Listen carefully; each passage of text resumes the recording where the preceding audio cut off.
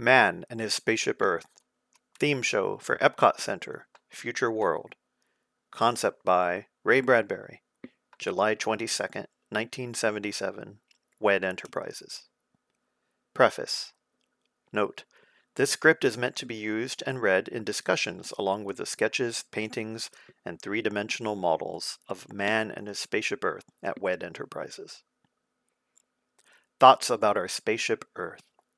Quote, "To see the Earth as it truly is, small and blue and beautiful in that eternal silence where it floats, is to see ourselves as riders on the Earth together, brothers on that bright loveliness in the eternal cold, brothers who know now that they are truly brothers."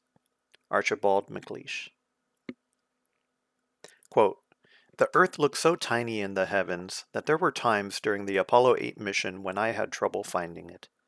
If you can imagine yourself in a darkened room with only one clearly visible object, a small blue-green sphere about the size of a Christmas tree ornament, then you can begin to grasp what the Earth looks like from space. I think that all of us subconsciously think that the Earth is flat, or at least almost infinite. Let me assure you that, rather than a massive giant, it should be thought of as a fragile Christmas tree ball, which we should handle with considerable care." Astronaut William A. Anders. Prologue. Man and His Spaceship Earth is an introduction to the Epcot Center, Future World. It is an optimistic statement.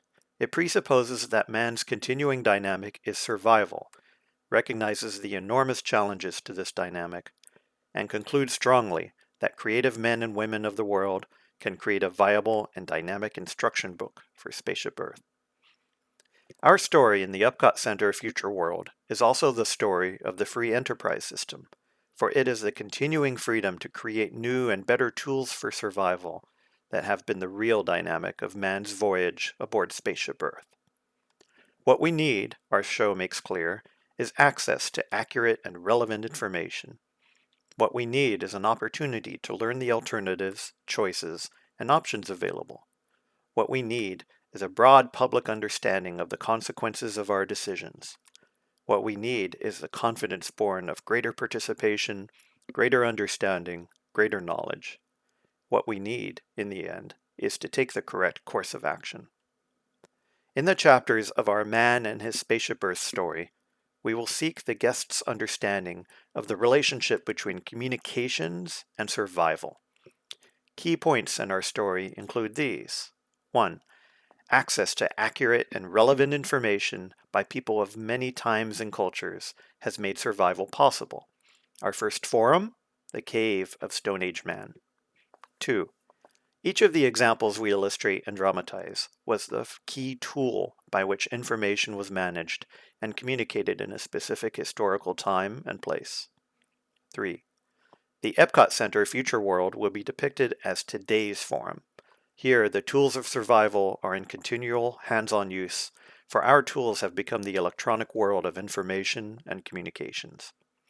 These tools help us better understand and manage our instruction book for Spaceship Earth with accurate and relevant information about energy, health, the sea, the land, outer space, communications, and transportation. And today, electronically, we can not only gather around the single forum, the single campfire in the cave, while sitting in our own homes and offices and schools, we can place our own minds inside the cave beside the fire. In our show, we will move through history using metaphors relating the story of communications and the role it has played in the survival of the human race. Historically, with accurate and relevant information, man has been able to make the right decisions that were instrumental in his development into a superior being. The wrong information, the wrong decision in those primitive days, might have left us in the tall grass, or in the trees, or perhaps still in the caves. As civilization expanded and centers of culture became more distant, new methods of communications became necessary. Man and His Spaceship Earth is divided into 3 phases of this development, essentially corresponding to the major epochs or historical watersheds in man's ability to communicate. The first period represents recording of information. For the first time, man records his experiences, communicating not only to his contemporaries, but to the whole parade of civilization that follows down the ages of time. The second period marks the dawn and flourishing of disseminating man's recorded information, so that man's knowledge and access to information spreads with the speed and the limitations of his means of transportation. The third great period is the era of processing of information. Now, man not only records and transports information through computing tools, he has the ability to sort out vast amounts of information, manage these mountains of knowledge, and effect change by taking direct aim at specific parts of his problem. To illustrate each such epoch, we will stage and dramatize a series of vignettes. These forums will sometimes be viewed as sequential montages, other times as small plays depicting the essence of the idea. For these dramatizations, we pause for a moment in our journey from the dawn of time to the sunrise of our future world. Our story, our search for the accurate information to fill our instruction book for Spaceship Earth, begins in the control center of our Epcot Center future world. Preface to the story. The audience will, of course, load in the present. They will then descend into the past. They will move along into prehistoric, ancient, medieval, and then modern times. And in the finale, they will be summoned, called, raised up beyond into the future. Present into past, past into present into future is our sequence then. Where did we come from? Some of this we know. Where are we going? Some of this we dream. How do we get there? Let me chart the ways. The future has many arts, many sciences, many paths, many doors. So says the voice, speaking from the past, living in the present, calling from the future. Act 1. Descent into the past. As the audience enters the Dome Theater, vague faces float in and out of mists and vapors, coming clear, then dissolving into others. We hear the voices of Kennedy dedicating us to space travel, Martin Luther King speaking of his dream, Truman giving them hell, Roosevelt speaking of the day that will live in infamy. Mingled with other voices, traveling us slowly back in time, we hear Churchill speaking of blood, sweat, and tears, Hitler shouting to his mobs, Mahatma Gandhi, Charles Lindbergh, Woodrow Wilson, Teddy Roosevelt. Then, shifting from real voices, swiftly we move back to hear the simulated words of Queen Victoria, Lincoln, Napoleon being crowned emperor, Columbus telling his sailors to sail on, the crowds crying, "Hail, Caesar!" More swiftly and more swiftly, names, sounds, bells, impulses of light, as suns and moons glide over, stars wheel. The voices and sounds are multitudinous, as if made of all the reverberations and thunders of the past. Gradually, all of the voices of time and history blend into a single voice, like a wave on the shore. It is the voice of universal man, asking us to speculate on our past. Voice. What are we? Where did we come from, and where do we go? What is our past that lies beneath us like the dust? Let us sink into the past, that dust, to find ourselves. Let us bury ourselves like the 5 billion-year locust, and then burst forth with wings to plan tomorrow's noon. Now, suns reverse, all moons rephase. As they listen to universal man speak, the audience becomes involved in a physical experience that seems to sink them into layers of the past.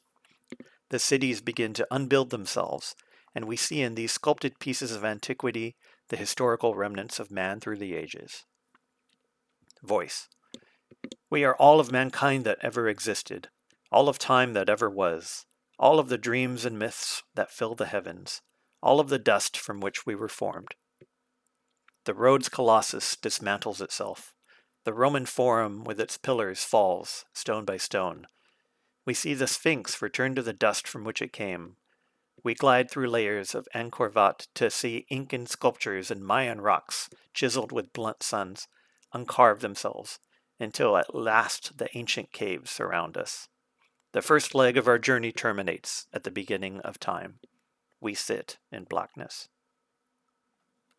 Act 2. journey out of the past. Voice. Where are we now? In the time before all time, in the night that is endless night, in the unlit waiting dawn, where vast things stir and breathe. Out of the blackness comes an explosion of color, light, and sound. The great Andromeda Nebula spirals by, tossing out new suns and planets. The Horsehead Nebula spins up.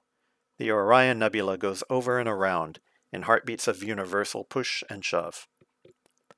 And as we move, we see the fireball comet nearest us cool down into a sphere and form before our eyes. Its fires fill our vision. It is Earth. The seas pull back, and the walls of Earth rear up. Shadows form and move along the walls, and suddenly become the dinosaurs. We move now in a parade of beasts on left and right, led by a flight of pterodactyls overhead.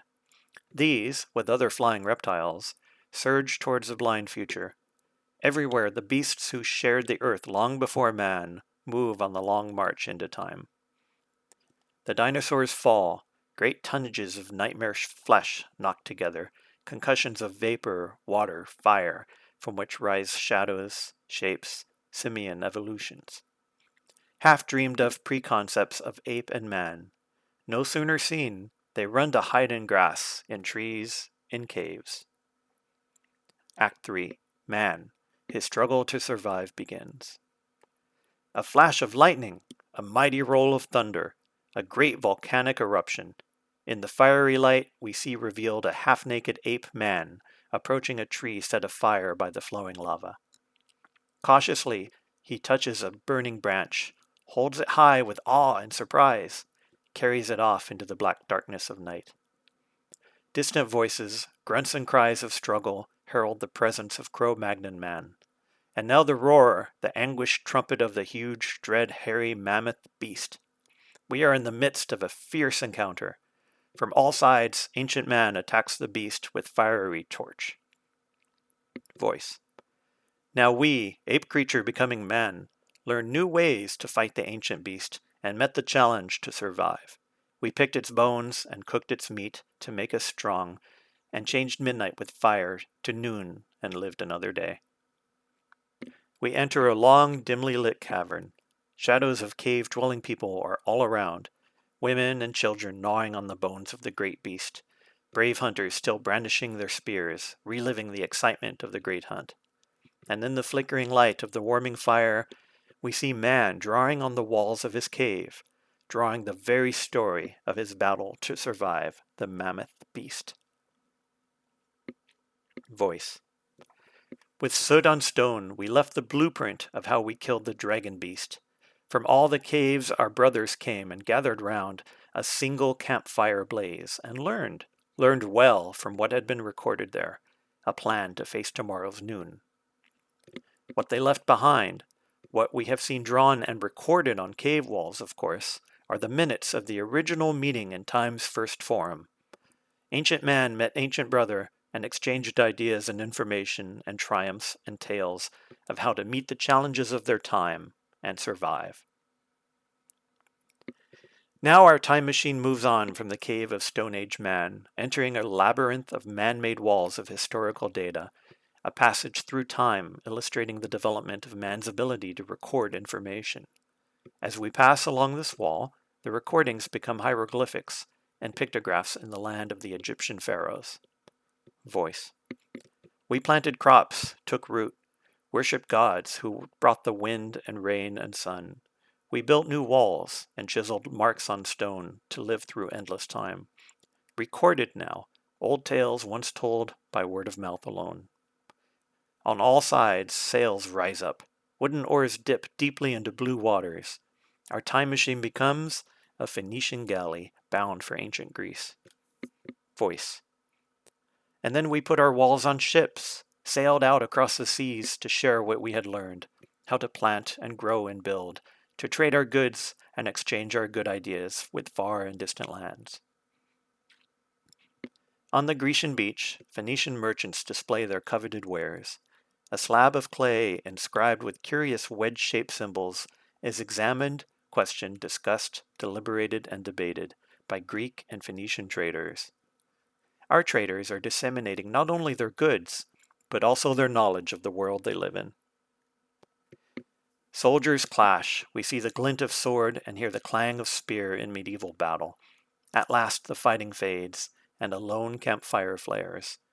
In a royal tent, the knights and nobles confront their tyrant king. Voice. A truce, and to this war at last an end. And from the king, no spoken pledge, but a recorded deed. Now our dreams, once locked in chiseled walls, took wing, sent forth on parchment sheet. A new day dawns, and in the soft morning glow, we see that the data wall has become a giant wall of printing symbols, typefaces, sheets of printed parchment, scrolls, bound volumes of illuminated manuscripts. Voice. And now for all the printed word, with ink and press we made new walls, bound volumes of Ecclesiastes and Plato, of Galileo and Homer.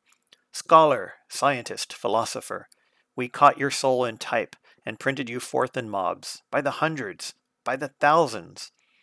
We lit the walls with printed words, filled them with ideas that taught, informed, inspired. Some old, some new, ideas to share and spread to far and distant shores. The Industrial Revolution.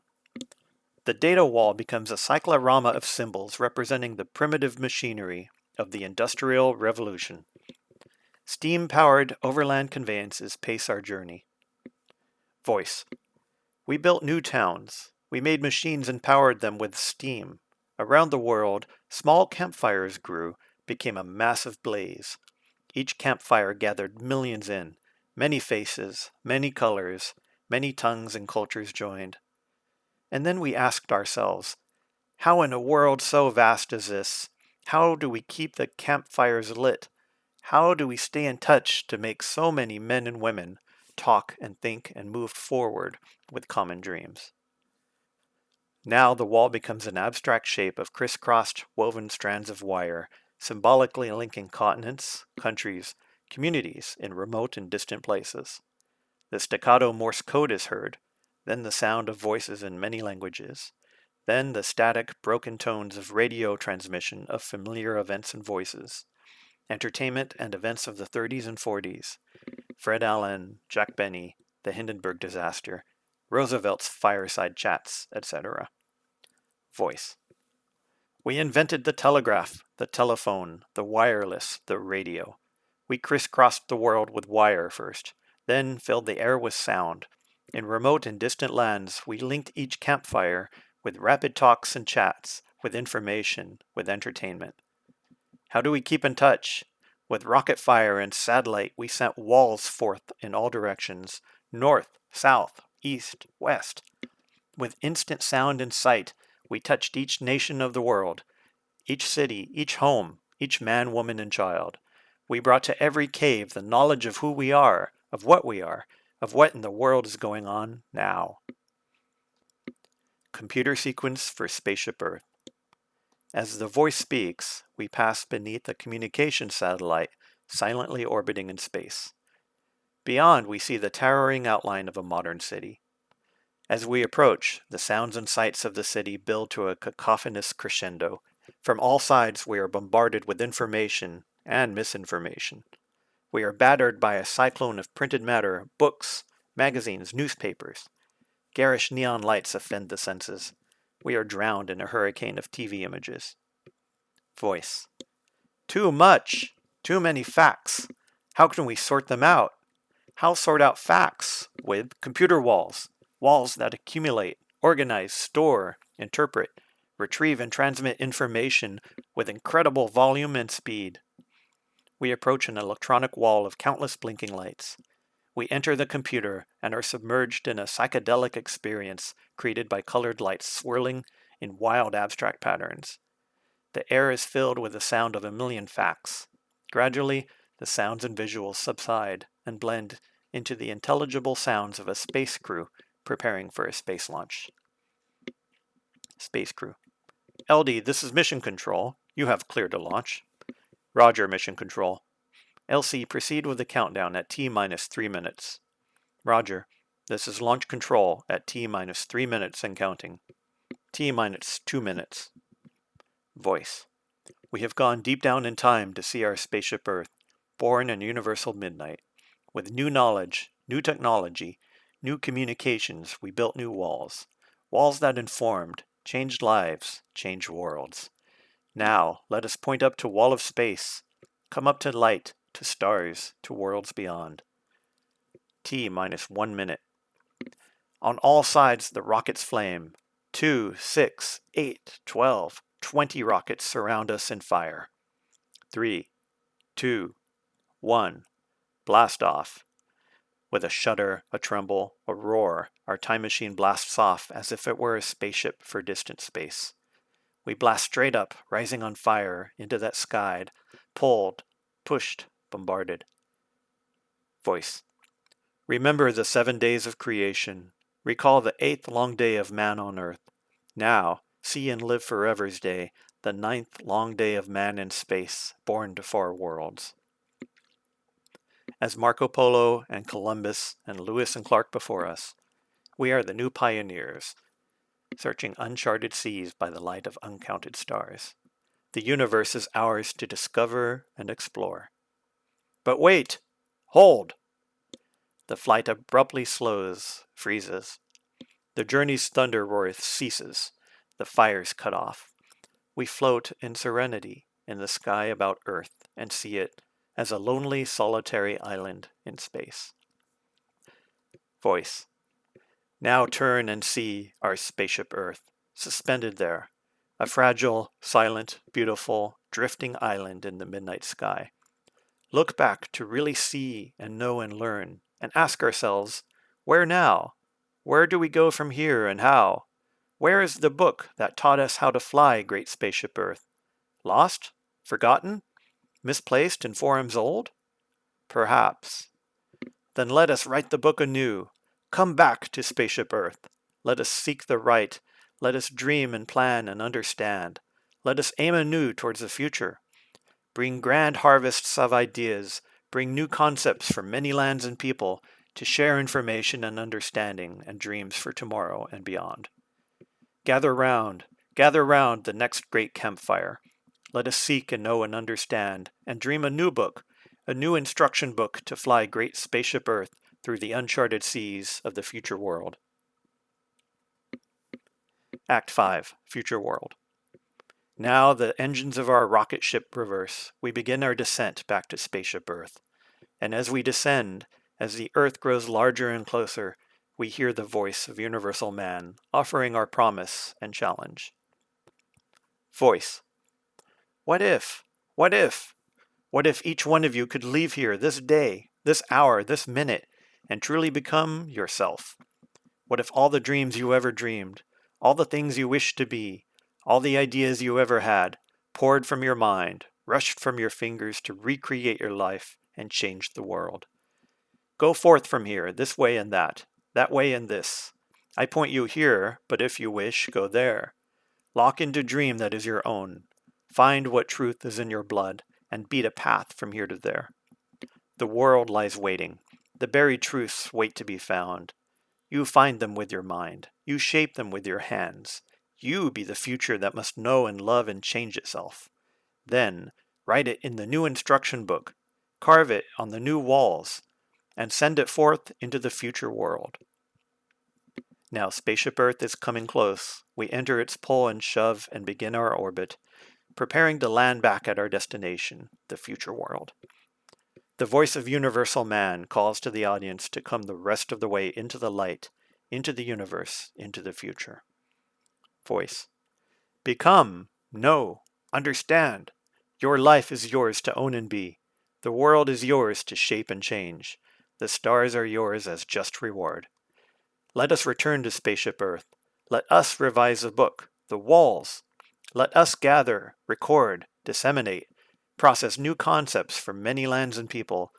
Let us share their information about energy, their understanding of the land, their hopes for the seas, their dreams for tomorrow and beyond. 3 things then. You, the vast and waiting world, and at last the universe. Now, fling open the doors, exit your time machine, enter the future world. And as the voice of universal man speaks, Fire and flame surround us. We are wrenched by the sensation of re-entry and landing, and instantly the exit doors fly open on all sides, and we are beckoned into the future world. This way to energy, this way to the seas, this way to the communicore, etc., so that the audience in the finale goes up to be let forth and begin their own personal search through the attractions, the multifold ideas, and the displays waiting for them just beyond in Epcot's future world.